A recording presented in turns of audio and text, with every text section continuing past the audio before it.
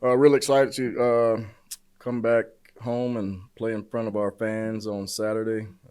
Had a good bye week to reset, refocus, re-energize, kind of allow our guys to connect back with their family and friends over the weekend. And now we're pushing on to JMU. We had our normal Tuesday practice today. JMU presents a lot of different issues on both sides of the ball. We're really all three phases. They're a very well coached team. Defensively, they are very stout in the middle. They have a couple of 320, 30-pound guys that really anchor really well. Their linebackers are fast, experienced, and they play really complementary football. They show a lot of different fronts on all downs. They always have a good game plan. They always change their game plan based on the opponent they're playing. So that first series or two, we got to find out what they're going to try to do before they get into their kind of base defense, if you so call it. Offensively, they got two quarterbacks, got some really good skill guys. I think their O-line and running backs are exceptional. They got a really solid football team. It's going to take our best effort to execute at a high level, play with physicality, try to play as clean as possible where we don't beat ourselves. Got to stop their explosive runs and passes, and we got to create some explosives on offense and play well on special teams with great effort and all the little things, the details, and just be dialed in from an assignment standpoint. With that, I open up for questions. You mentioned the reset over the bye week. I guess aside from the mental, what you mentioned, getting away, even what was the approach over the practices you had during that period to kind of reset? We did a self-scout on ourselves in all three phases, kind of looked at things we were doing, tendencies that we had, and tried to maximize who we can play, putting those guys in the right position to make plays. And sometimes it goes back to the call. Sometimes it's a lack of execution. So we just really dialed in on ourselves and just playing cleaner football in all three phases and putting people in the right spots. And penalties are a part of that. Penalties have been an issue last couple of games, and I'm sure it's something you're emphasizing every week of practice, every practice. But I guess, is there any way to add further way to replicate how it's going to work in a game with penalties, just kind of further the message on that front? Yeah, certain penalties you can't. It's just the pre-penalties and the post-snap penalties. Jumping off sides, not keying the football. Those are things that can be corrected, and we have punishment for those type of things. The subjective penalties that's in the referee's hands, whether they make the call or not make the call, you can't really control that. It's all in there from their viewpoint. But we just got to make sure we don't have the personal fouls, illegal shifts, illegal motion, making sure we're set on offense, make sure you got 11 men on the field, the things that we can control. The other penalties, I want our guys to play fast, fearless, and not cautious from that standpoint. So they can call holding every single play if the refs decide to. They can call pass interference or holding on DBs if they decide to. So we want our guys to play aggressive and don't be scared. Coming off Nashville, is it hard to have a week off and wait another week, put that past you, or was it good to have some time? Actually, it was good for us, in my opinion, just because of the injuries and trying to get guys back and allowing the guys to kind of reset and refocus, concentrate on their academics, kind of catch up from that standpoint, and getting their bodies right. I mean, the teams that we played and all those games were physical games against higher level competition, and those type of things kind of take a toll on your body. So it was much needed. Of course, you never want to go into a bye week with a loss, and the first opportunity we're going to get that taste out of our mouth is this week. Do anything together as a unit last week, or just all our guys do? No, we did our basic practices. Like I said, we did a big self-scout with the coaches, emphasized the things we wanted to emphasize to our players. We actually shortened practice, and we allowed guys that hadn't been getting a lot of reps really advance their development and get more reps and just continue to develop the roster because it's a long season. Still got 8 opportunities to go, and you just never know whose number's going to be called. So just making sure we're developing our scouts and threes to the best of our ability. As you mentioned in that, how we feel after practice today, that you still have 8 games before the I was reaffirming that it's only 8 opportunities and it goes by really fast. So we have to maximize this opportunity. We can't look to those, but 4 are gone already. And all the work that you put in from January through spring ball, through fall camp, summer conditioning, you got to make those 8 opportunities that we have left count. There's obviously a lot of football left to be played, but it very well could be that 3 of our out of conference, opponents could be playoff teams. So now you go into conference play and it's kind of a new season. And with that point that I just made, it's, you guys were playing very tough teams, right? So I'm not saying the competition is going to be any less, especially with JMU, but now it's a new season. It's a new approach. Is there kind of a new mentality for the team this week? I wouldn't say necessarily a new mentality. Every game, the next game is going to be the most important game because it's the next one. But our guys understand this is a division game. This game holds more weight than playing the Sun Belt West. So they understand that this game matters. It's our first conference game. JMU has played one, and they're up on everybody. So in order to avoid depending on someone else, we have an opportunity to take care of our own business and not rely on another team to beat someone. So that's what's at stake right now. How do you balance some of the things you're playing against good teams versus stuff that pops up on tape that you want to get corrected, that it's like some of this is who we played, but some of this was internal, and how do you balance that message of not saying like it's okay you're 1-3 because this is who you play, but also not just saying, Yeah, no, we expect to win. We go into every football game expecting to win. But the film doesn't lie. So when we see the mistakes that we make, the player has to be honest. The coaches have to be honest. Was this a good call? Was the scheme correct? So we all got to take accountability into what goes into the game, what happens after the game, and how we process that as an organization. So we don't look at it and say, we played 3 tough teams, so we're supposed to be in this position. No, we gave up 70 points. We gave up 63 points, and that's not the standard. And we didn't score enough. So we didn't meet our goals, and we go over that weekly. So no matter who you play, you got to have goals and standards, and those things have to be addressed from the player standpoint and coaches. You mentioned health. How are you from a team perspective on health? We got a lot of injuries. We do. Hopefully we'll get some guys back, but it's no excuses. So the next man up mentality for me, that's just part of my DNA, and we got to get the guys ready that are capable and healthy to play. You mentioned that they have 2 quarterbacks when it comes to TBC, 2 quarterbacks. For us? Yes. Yes.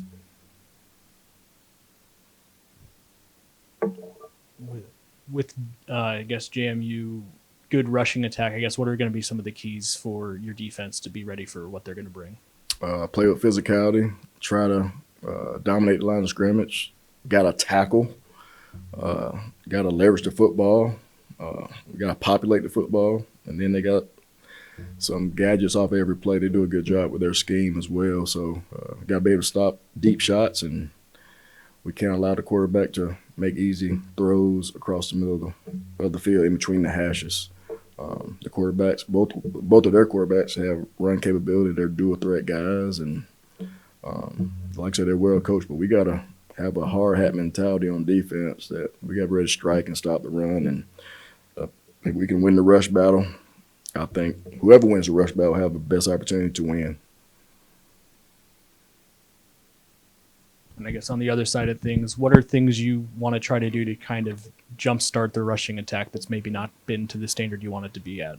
Yeah, we just got to get on the same page, got to commit to it, and got to go and do certain scheme. Now, JMU does do a lot of things that, we got to make sure that we're processing and putting our players in the best position to be successful. So I can't say that it's going to be an all-out ground attack. We got to make sure we're taking what they give us. We got to be able to adjust in between series and talk about what they're doing and call plays according to that.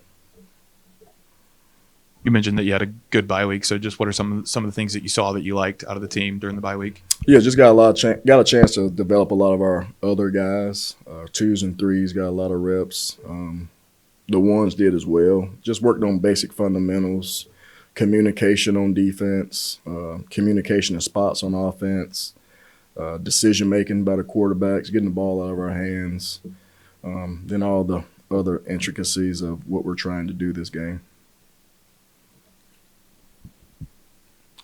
How do you balance maybe stuff you see on tape from a guy who's been a 1 that's like that's not going well enough, and a guy's going hard in practice maybe behind him as a 2 or a 3, between giving that guy a chance to continue, like he's earned the job, versus giving another guy reps in the game? Yeah, whoever does the best in practice and they show growth, then that's how you earn reps. I mean, all I can do is go by how we practice. How you practice is going how you play on Saturday, in my eyes. So if you don't practice well, you're probably not going to play well. So we're a earn it basis team. You show us you can do it on a consistent basis, and you're not a one-hit wonder, then you'll earn, a role, and you'll get more touches, carries, whatever the case may be, in all 3 phases. And I guess in the new age of college football, redshirt rule and the portal being what it is, have you had to have any conversations with any players who are maybe unhappy with how much they're playing, wanting to redshirt move to the I'm portal? not concerned about what they're unhappy about. Got to play who wants to play, who's committed to our team goals, who's committed to their brothers in the locker room and on the field, and those are the guys that'll play. So we don't care about nobody's feelings from that standpoint, because that's just life. You're committed to this team for right now, and we're committed to each other. So we expect all of our guys that's involved to keep that positive mindset. Coach, we get away from ask you Chad Powers' question. Oh, who? Chad Powers' Who was that? the movie that was filmed inside your stadium. Oh, okay. What's your thoughts about that experience? What you remember about it? And are you going to watch it? I didn't really see it. Like I said, I don't even know who Chad Powers is. I know the movie you're talking about. I remember the Madden more than the Chad Powers deal, because I got a chance to come on the field and met some of the actors, and that was a neat experience. But I didn't get the opportunity to meet Chad Powers, or what's the actor's real name? Oh, see, I don't watch. That's on Netflix. You only have Hulu, so I won't be watching that. I don't have none of that stuff. So It's coming out this week. I know they redecorated the place. They were the South Georgia Catfish. I remember the signs now that you brought. Okay, I remember the signs. Okay, yeah, I remember them filming it. That was in the spring. In the fall. Yeah. Man. Yeah. It was interesting, but yeah, I'm not a big TV guy, or I'm working on us or watching football. So Your assessment of some of the positives maybe from the first month of the season with the offense and stuff you feel like you still need to work on. I feel like some positives is we've come along every game. Like, we've gotten better at something every game, and I feel like we're coming together as a team, trying to find our identity. We're coming closer to finding where our identity is. And I feel like another positive is, like, we have a lot of time, like, going into, we're just starting conference play. So, like, I feel like we're starting to roll at the right time, and I feel like things are going to click. Some things that we can definitely get better at is small things, like paying attention to details and things, like right footwork, everybody being in the right places. A big thing is penalties. Like, that kills a lot of our drives. That kills a lot of things. So I feel like just the little things we can get better at, just being more focused on the little things.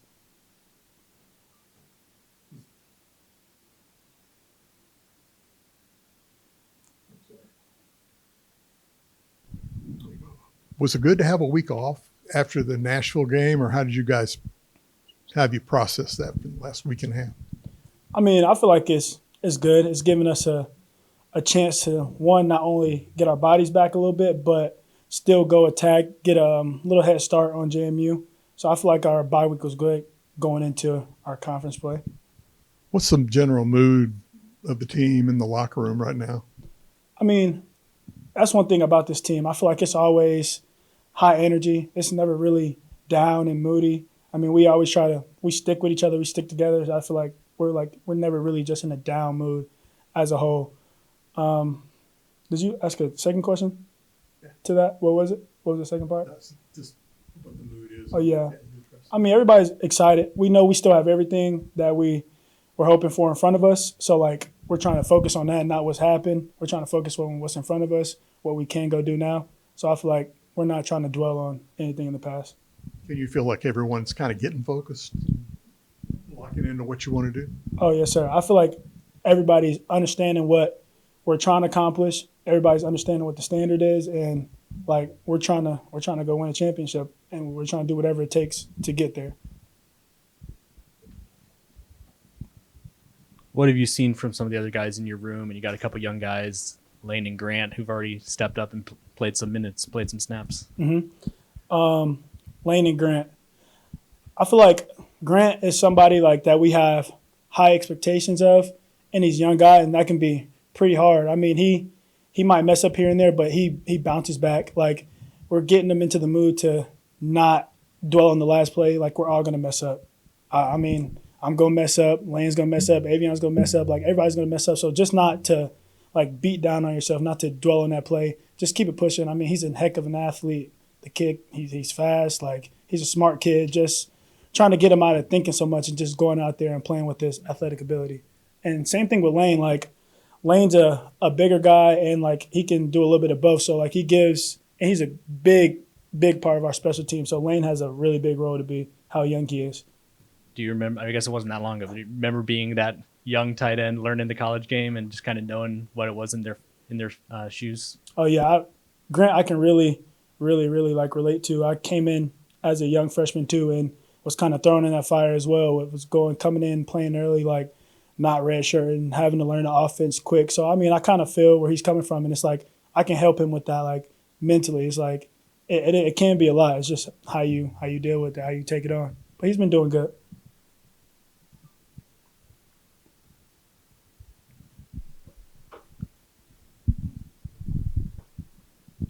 Did you do anything non-football related during the bye week? Anything fun? Yeah, actually, I got to go see one of my good friends play at KSU. It was their homecoming game, and we had a bye week. So, I mean, and I had one of my good teammates from high school, too, come in from Coastal. So we got to go watch the game together. It was good. We got to go see my mom. Just, hung out with friends, visit some family. So it was a good little bye week. Always good to see mom. Oh, yeah, always. Describe your room, the room you guys have, and how you complement each other. So our room is, like we always say, we trying to be the best room on the team. Like if it means if practice is not going well, we the ones who want to pick it up. Like we have a real joyful room. Like when it's time to lock in, we lock in, and we try to never be down. Like you're not going to see any of us moping. We high energy, and that just starts from the top down. That's what our coach bleeds into us. Like he's a high energy guy. He instills that into us. So I feel like we're very high energy. We like to get after it. We love ball. We go out there and try to have fun with every play because you never know when it's going to be the last one. We love on each other. Like we like a true like brothers in there. That's what it feels like. So how was the bye week for you? Did you do anything fun? Yeah, the bye week was real good. It was just getting back, getting your body ready, get ready for this week, and just getting ready for the rest of the season. It was a good bye week though. I'm sure some frustration on the defensive side for how the first month of the season went. How do you channel that positively heading into the month of October? Coach McGee really been talking about, the leaders leading, I'm a vet guy, so, I got to do a better job leading the guys, and just starting with me, just leading the group and everybody just talking, really. Everybody communicating, being on the same page. Was it hard to have an extra week between games to have that in your mind, or were you able to get rid of it real quick? No, we was able to get rid of it real quick because it just allowed us from our preparation, allowed us to get our bodies ready, and just having that mental focus we know we're going to need. Going into conference play, it's kind of a new season, if you will. Is there kind of a refresh, a reset in a way that the team is kind of approaching it with? Yeah, our mindset, this year is just, be as physical. No one's going to be more physical than us, and just win the East. Just win the East. Everyone we play want to dominate the East regardless who we play. What's the mentality got to be down in the defensive line, in the trenches, doing the hardest work to achieve that goal? I be telling my brothers too, like Ian, I be telling Henry, I be telling Bishop, I be telling Jabril, like, ain't nobody gonna come save us. It's just us out there. It's just us. Either you gonna swim or you gonna drown. I don't know nobody don't want to drown though. I know y'all don't want to drown. And a challenge this week with what James Madison does, running the ball on offense. I guess what are going to be your keys and your group's keys to have a successful day against that group? Physicality. That's the mission. That's the goal right there. Just be physical up front. I mean, with them having such a good rushing attack, are you guys kind of viewing that as like a big dog coming in, and you're approaching the challenge with ready to go? I wouldn't say that, but we understand their scheme. We understand what we're going to get, and I understand my brothers why, and I understand why they do what they do, and their physicality always going to come. It's always going to come down to the physicality when you're dealing with the front seven. Is the physicality going to be a big key to get things started in the right direction? Yeah, for sure. Absolutely. You mentioned your why. I see you're wearing a pendant. Could you kind of tell us who that is and speak on how they're important to you? This is my uncle Meaty on my dad's side. My pops is the oldest, so this was my pops' younger brother. That was only a year separate. I'm the oldest too. I got two younger brothers, Langston and Emerson, and basically all it just really means to me was, my pops told me he felt like they weren't really pushed in the right direction. They didn't have nobody pushing them, so that's why I wear always a no. I always have a why. I always know. I always got people over me. I always got people pushing me no matter the circumstances. Are you looking at this next, now that conference games are starting, is it just kind of a reset and starting over? Yeah, it's definitely a reset, but right now our focus is JMU for sure. What this week like in your room, and what are you seeing when you look at you guys in the film that you see? From JMU? Yeah. A lot of downhill runs, a lot of inside runs, it's just big boy ball, trench ball, it's going to be on the D-line. Cam kind of mentioned that the energy is still high, in the locker room, and Mm-hmm. I just, want to have you speak on that and speak on how you guys are able to, come to work every day with the high energy. It's just because we know what we have in the locker room. That's what it boils down to, and it goes back to our whys. I know Cam's why. Cam knows my why. Like, I know why they're doing this. I know why everyone's showing up in the locker room every morning. So that's why the energy is always high. Seems like a deeper defensive line group this year. A couple more guys playing. You're seeing maybe a bigger role from a guy like Bishop. I guess, what have you seen from the guys around you, how they've been able to grow and maybe earn some more playing time? Yeah, really, it's just growth because a lot of the guys are young. I didn't really get a lot of playing time till like my redshirt junior year, so I really started playing a lot. So it's just good seeing those guys, seeing their growth a lot during these first 4 games and just seeing how their minds develop and how their bodies develop too, just working. When one of them makes a good play or whatever, I guess, what point can you kind of register what they were able to do? Is it not until film just because you're doing your own thing on a given play? Mm-hmm. Coach Chalk always tells us, don't be robots, and he can only coach each player to their abilities. So, if Tay makes a play, I know Tay made that play because Tay's strong. He played with a lot of leverage. So it's just props to Tay,